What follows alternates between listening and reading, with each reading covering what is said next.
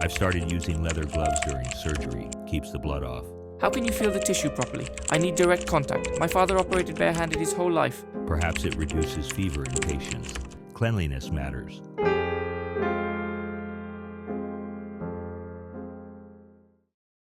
You touch dozens of surfaces every single day without thinking twice. Door handles, your phone, other people's hands. But here's the thing. For most of human history, that wasn't a choice you got to make. Before gloves became common, every handshake meant skin-to-skin contact. Every tool you grabbed, every surface you touched. There was no barrier, no protection. This simple invention, literally just fabric shaped like your hand, didn't just protect you from dirt. It fundamentally changed how humans interact with their entire world. Today, you're going to discover how a piece of cloth rewired human society, saved millions of lives, created billion-dollar industries, and built barriers between people that we're still dealing with right now. Trust me, you'll never look at gloves the same way again. Let's go back a few thousand years. Imagine you're a blacksmith in ancient Rome. You're working with red-hot metal. Sparks are flying.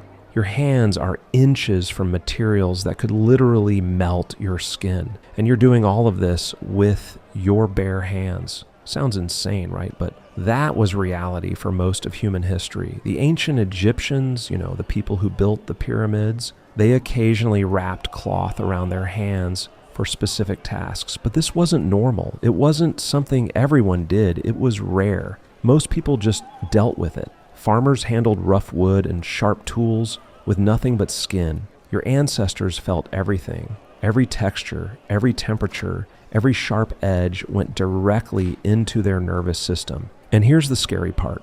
This constant contact meant infections spread incredibly easily. A tiny cut while butchering an animal, that could kill you. A small burn from a cooking fire, infection could take your whole hand. The only protection workers had was developing thick calluses. Their skin literally had to become tougher to survive their jobs. But there was one profession in ancient times that desperately needed protection, and their solution was absolutely ingenious. Ancient Greek and Roman athletes used leather straps wrapped around their hands and wrists for boxing and combat sports. These were called cestus, and some versions had metal studs built into them. But here's what's important. These were only for combat, only for sport. Nobody wore them for daily life. The idea of covering your hands just to do normal tasks, that didn't exist in most people's minds. Touch wasn't optional. It was just life. There's a brilliant surgeon named Dr. William Halsted. He's pioneering new surgical techniques, and there's a nurse named Caroline Hampton working with him. But Caroline has a problem. The harsh chemicals they use to disinfect their hands before surgery, carbolic acid, mercury bichloride, absolutely brutal stuff, are destroying her skin. We're talking painful rashes, cracking, bleeding. It's getting so bad she might have to quit nursing.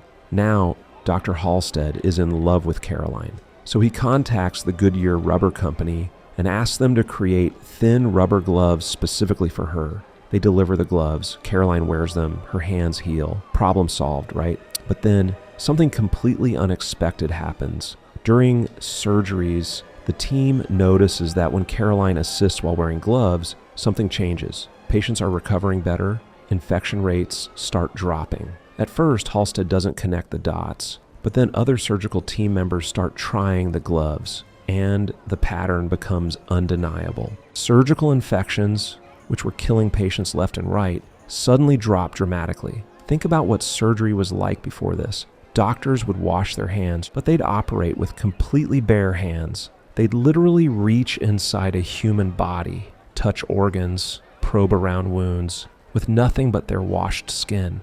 By 1894, just 5 years after Caroline got her custom gloves, surgical gloves became standard practice, not just at Johns Hopkins, everywhere. And here's the mind-blowing part. Dr. Halsted and Caroline eventually got married.